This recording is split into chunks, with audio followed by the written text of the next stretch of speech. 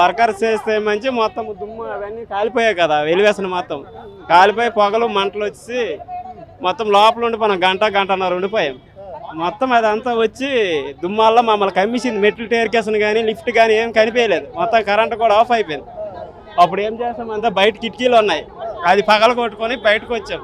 అద్దాలు పగల కొట్టుకొని దెబ్బలు కూడా తగిలే, అన్ని దెబ్బలు వస్తారు కాలుకి మొత్తం తగిలి. దూకినాం, కింద దూకి లేడీస్ని పైకి లాగాము. అది మేస్త్రి వర్క్ చేస్తున్నాం సార్, టాపీ వర్క్ చేస్తాం. మా టాపీలో అన్నీ ఉండిపోయి లోపల వదిలేసాం, పోతే పోనీ అనేసి ఇక చచ్చిపోతాం. ఇక చచ్చే స్టేజ్కి వస్తామో అర్థం కానీ పగలకపోతే చచ్చిపోతాం. ఇక మరి దేనివల్ల అయిందో మొత్తం దాన్ని మేము పట్టించుకోలేదు సార్. లోపల మేము పని చేసుకుంటున్నాము, బయటనే మంచి బయటకు వచ్చేద్దామైనా సాయిస్ లేదు. మొత్తం పింకులు కూడా గ్యాస్ ఫిట్టింగ్ ఉంది, గ్యాస్ ఫిట్టింగ్ కూడా పడిపోతాయి కిందకి. దాంతో ముట్టుకొని పడిపోతే మరి రావడానికి సాయిస్ లేదు. మొత్తం చుట్టూ ముట్టిసింది బిల్డింగ్ వల్ల ఈ పొగ వేరు. లోపల మా నలుగురమే ఉన్నాం, నలుగురం ఉన్నాం సార్. పొగ బాగా వచ్చేస్తుంది, పొగ వచ్చిన తర్వాత చూసామన్నమాట. ఊపిరి చాలా ఉంచట్లేదు. దాని గురించి ఏం చేస్తామని బయటపడ్డాం. ఇక బయటపడ్డాం, మెట్లు టేర్కేషన్ కూడా మాకు కనిపించట్లేదు, లిఫ్ట్ కూడా కనిపించలేదు. కరెంట్ మొత్తం అంతా ఆఫ్ అయిపోయింది. మా మీటు 4వ ఫ్లోర్ నుంచి దిగడానికి మరి మాకు టైం లేదు. అప్పుడు ఏం చేసామంటే ఫస్ట్ ఫ్లోర్కి వచ్చి అద్దాల బద్దలు కొట్టి దాంట్లో వెళ్ళి దూకినాం బయటకు. ఒకళ్ళం దూకి బయట నిచ్చినంత నిచ్చినేసి చేయి పట్టుకుని బయటకు లాగాం సార్. ఈ రోజే వచ్చాం సార్, ఒక్కరోజు వచ్చాం. అయిపోయింది సార్, ఒక్కరోజు వచ్చాం. సో అందులో వాళ్ళు మేస్త్రి పని చేయడానికి వచ్చిన వాళ్ళు కూడా చెప్తా ఉన్నారు, ఆవేదన వ్యక్తం చేస్తా ఉన్నారు. అమ్మ ఎట్లా గమనించారు? ఫస్ట్ ఏం గమనించారు? ఏం గమనించమంటే మాకేం తెలియదు సార్. పైన ఎలాగ అగ్గి పెట్టిందో మాకు తెలియదు. ఎందుకంటే పడతాను, నిప్పులు పడతాను కానీ ఏమో మాకేం కాదు కదా అని మా ముందు పని కింద పని చేస్తాను. ఇలాగ కరెంట్ ఇలాగ అంటుకోయింది అనేసి మాకు తెలియదు. తెలిస్తే మా ముందే వచ్చిద్దాము. ఎవరు చూసారంటే అక్కడ ఉన్నోళ్ళు ఈడియోలు తీస్తాండ్రు. వాళ్ళు బయట ఉన్న ఈడియో తీస్తే ఇలాగ అంటారు కానీ అది ఎవరికి ఇలాగ అంటారు అని అనుకున్నాం కానీ మాకని మేము అనుకోలేదు. ఏమవలా ఒక్క కుర్రాడికి అయినాయి. మేస్త్రి పని చేస్తా ఉన్నారు. మేస్త్రి పని మొన్న చేసాము, 3 రోజులు చేసాము, ఆపినాము. ఇవాళ ఫాస్టింగ్ చేస్తారు. మొన్న కట్టుడు కట్టినాము. నలుగురమే రాలేదు. మనం చచ్చిపోదాము. మాకు ఎవరికి ఇక్కడ ఎవరి దిక్కు? మాది శ్రీకాకుళము. మేము కూడా ఫస్ట్ పని చేస్తే కానీ మాకు కాలు మెలదు. ఇక్కడ మీకు చెప్పాలా ఇలాంటి సేఫ్టీ ఏమన్నా చెప్పారా ముందే? మీరు ఎవరు ఏటి సేఫ్టీ మాకు చెప్పలేదు. సేఫ్టీ చెప్తే మేము ఎందుకు ఇంత కష్టంలో మేము పడతాము? ఎవరు ఏటి సేఫ్టీ చెప్పలేదు కూడా. వాచ్మెన్ ఉన్నాడు, అమ్మ మీకు ఇలాగ అవుతుంది మీరు వెళ్ళిపోండి అంతే. మేము వెళ్ళిపోమా? ఆయన కూడా చెప్పలేదు. ఎవరు చెప్పలేదు. బయట నుంచి ఈడేలు తీస్తుంటే మాకు ఈడేలే కలిసి తీస్తారు అనుకున్నాం కానీ ఇలా కాలిపోతుందని మాకు తెలియదు.